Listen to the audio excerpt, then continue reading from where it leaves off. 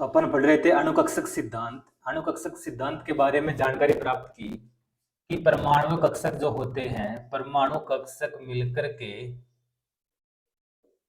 और अणु कक्षक बनाते हैं।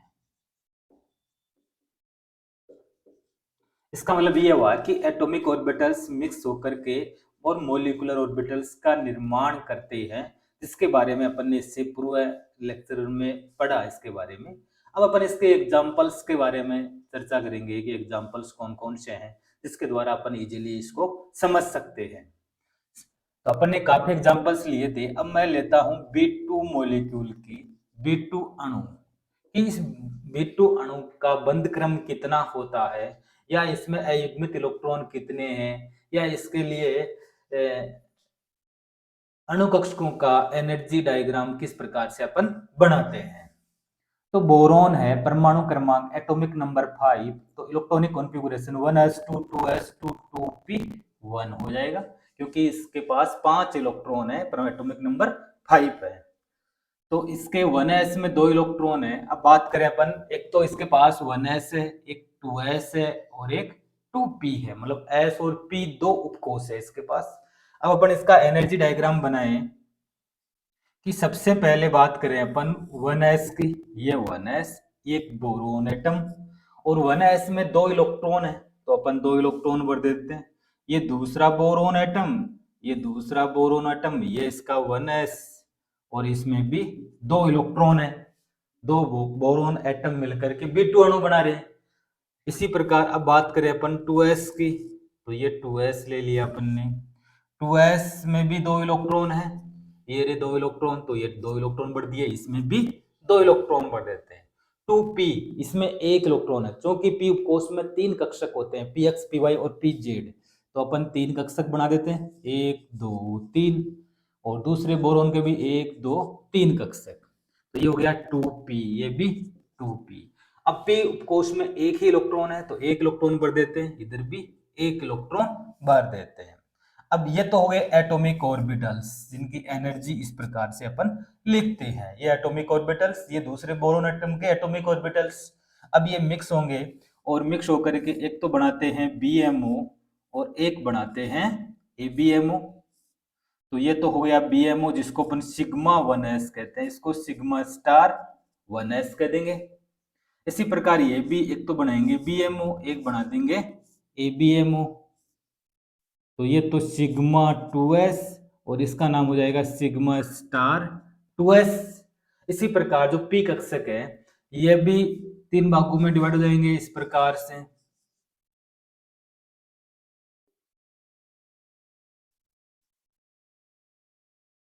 इस प्रकार से ये तीन तो बनाएंगे BMO, और 3 ही बना देंगे ABMO। तो ये अणु कक्षकों की ऊर्जा का बढ़ता हुआ क्रम है, इस प्रकार से अपन डिनोट करते हैं। B2 अणु की बात कर रहा हूं मैं। अब 2 और 2 4 इलेक्ट्रॉन है, पहले निम्न ऊर्जा के अणु कक्षक बनेंगे, फिर उच्च ऊर्जा के 4 वर्गे। 2 और 2 4 इलेक्ट्रॉन, 1 2 3 4 वर्गे, एक और एक 2 इलेक्ट्रॉन बनने हैं, तो 1 इलेक्ट्रॉन दूसरा इलेक्ट्रॉन। इस प्रकार से अपन ने अणु कक्षकों में इलेक्ट्रॉन बढ़ दिए। अब इन अणु कक्षकों की ऊर्जा का क्रम लिखे हैं अपन, एनर्जी ऑर्डर लिखे हैं, ऊर्जा क्रम, एनर्जी ऑर्डर, ऊर्जा का क्रम। तो सबसे कम ऊर्जा का सिग्मा 1s अणु कक्षक है, फिर उससे ज्यादा सिग्मा स्टार 1s, फिर उससे ज्यादा सिग्मा 2s, फिर उससे ज्यादा सिग्मा स्टार 2s।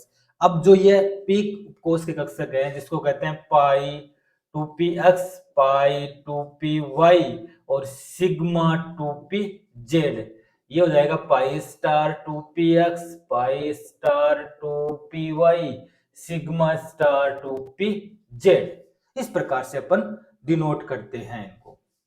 तो ये फिर इससे ज्यादा हो जाएगी सिग्मा स्टार 2s से ज्यादा पाई 2px बराबर पाई 2py, क्योंकि दोनों का एनर्जी लेवल बराबर है, पाई 2px और पाई 2py दोनों p कक्षकों का।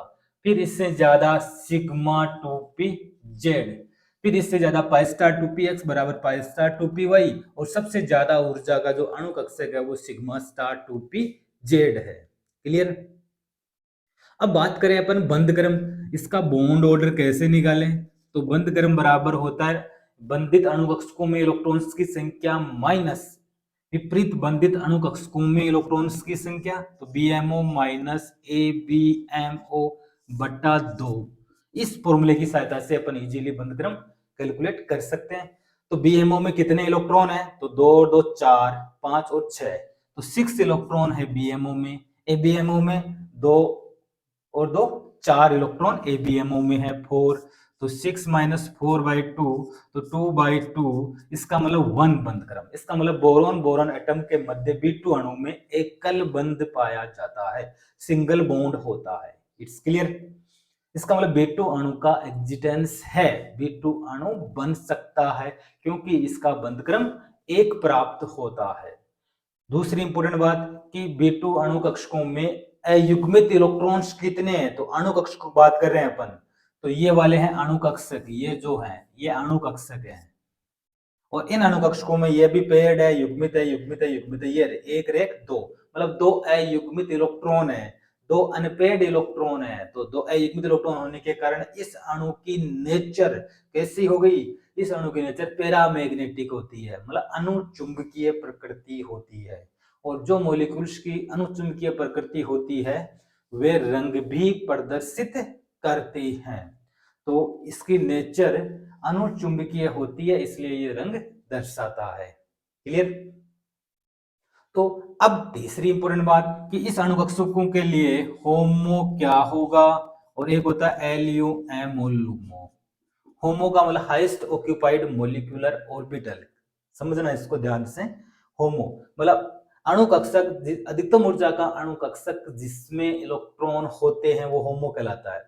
तो देखो इलेक्ट्रॉन इसमें भी है, इसमें भी, इसमें भी, इसमें भी, इसमें भी है, इसमें नहीं है, इसका मतलब होमो हो गया पाई 2px और पाई 2py, जिसमें इलेक्ट्रॉन पाए जाते हैं, पाई 2px और पाई 2py, ये तो हो गया होमो। और होमो जो होता है उसके जस्ट ऊपर का जो अणु कक्षक होता है उसको कहते हैं एलयूएमओ, लोवेस्ट अनऑक्यूपाइड मॉलिक्यूलर ऑर्बिटल। तो ये हो गया सिग्मा 2pz। ये भी एग्जाम में कई बार पूछते हैं, कॉम्पिटिटिव एग्जाम्स में क्वेश्चन आता है कि B2 अणु के लिए LUMO कौन सा अणु कक्षक होता है? तो सिग्मा 2pz। तो सिग्मा 2pz B2 अणु के लिए LUMO होता है। क्लियर? तो ये इस प्रकार से अपन अणु कक्षक डायग्राम बना सकते हैं। नेक्स्ट मॉलिक्यूल की बात करें अपन, C2 अणु की बात करें, कार्बन, और कार्बन का परमाणु क्रमांक 6 होता है, परमाणु क्रमांक 6 होता है। तो परमाणु क्रमांक 6 की बात करें, जैसे मान लो C2 अणु ले लिया आपने, C2 मॉलिक्यूल। अब इस C2 अणु के लिए बंध क्रम कितना होगा? अनुचुंबकीय होगा, प्रतिचुंबकीय होगा, होमो लुमो क्या होते हैं, अधिकतम ऊर्जा का अणु कक्षक कौन सा है, या इस प्रकार से कोई भी क्वेश्चन पूछा जा सकता है। तो अपन सबसे पहले इसकी बात करें कार्बन की, परमाणु क्रमांक 6, तो इलेक्ट्रॉनिक विन्यास 1s2 2s2 2p2, मतलब 1s में 2 इलेक्ट्रॉन, 2s में 2 इलेक्ट्रॉन, 2p में 2 इलेक्ट्रॉन है। तो अपन बना लेते हैं अणु कक्षक। तो सबसे पहले ये 1s हो गया, ये 2s हो गया और ये 2p हो गया, क्योंकि p ऑफ कोर्स में 3 कक्षक है। इधर भी ये 1s 2s और ये 2p हो गया। तो ये अपन ने बना दिया साहब। ये 1s एक कार्बन एटम, ये भी कार्बन एटम का 1s, 1s में 2 इलेक्ट्रॉन है तो 2 इलेक्ट्रॉन भर दिए, 2s में भी 2 इलेक्ट्रॉन है, 2 इलेक्ट्रॉन भर दिए। ये 2s 2p, तो 2p में भी 2 इलेक्ट्रॉन है तो एक एक 2 इलेक्ट्रॉन, तो ये 2p 2 इलेक्ट्रॉन। तो ये तो अपने अणु कक्ष परमाणु कक्षकों को लिखा कार्बन के। अब अपन बात करेंगे परमाणु कक्षक संयोग करेंगे, तो एक तो बनाएंगे BMO और एक बना देंगे ABMO, इस प्रकार से ये भी संयोग करके एक तो BMO बनाएंगे और एक बनाएंगे ABMO। ये भी इस प्रकार से संयोग करके ये तो BMO और ये बन गए ABMO। इस प्रकार से ये एनर्जी लेवल डायग्राम हो गया। अब 2 और 2 4 इलेक्ट्रॉन, 4 इलेक्ट्रॉन बनने हैं तो पहले BMO में जाएंगे फिर ABMO में, 4 इलेक्ट्रॉन पहले BMO फिर ABMO, 2 और 2 4 इलेक्ट्रॉन, तो 1 2 3 और 4, ये ध्यान रखना। अगर एनर्जी लेवल सेम है तो पहले समान चक्रण के इलेक्ट्रॉन, उसके बाद में विपरीत चक्रण के इलेक्ट्रॉन बढ़ते हैं। अब इनके नाम लिख दो, sigma 1s, sigma star 1s, sigma 2s, sigma star 2s, pi two p x, pi two p y, sigma two p z. ये हो गया pi star two p x, pi star two p y, sigma star two p z. ये अपन ने energy level के अणु कक्षकों को energy level क्रम में डिनोट कर दिया। अब अपन बात करें कि इस कार्बन एटम का बंध क्रम क्या होगा, बॉन्ड ऑर्डर। तो बंध क्रम का मतलब बीएमओ में इलेक्ट्रॉन्स की संख्या, BMO minus A B M O by 2।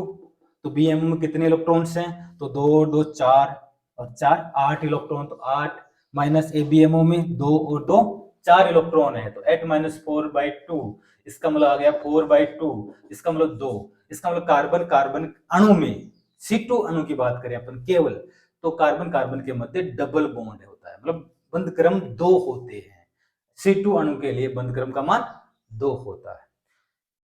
तीसरी अनपेयर्ड इलेक्ट्रॉन, अनपेयर्ड इलेक्ट्रॉन कितने हैं, अयुग्मित इलेक्ट्रॉनों की संख्या।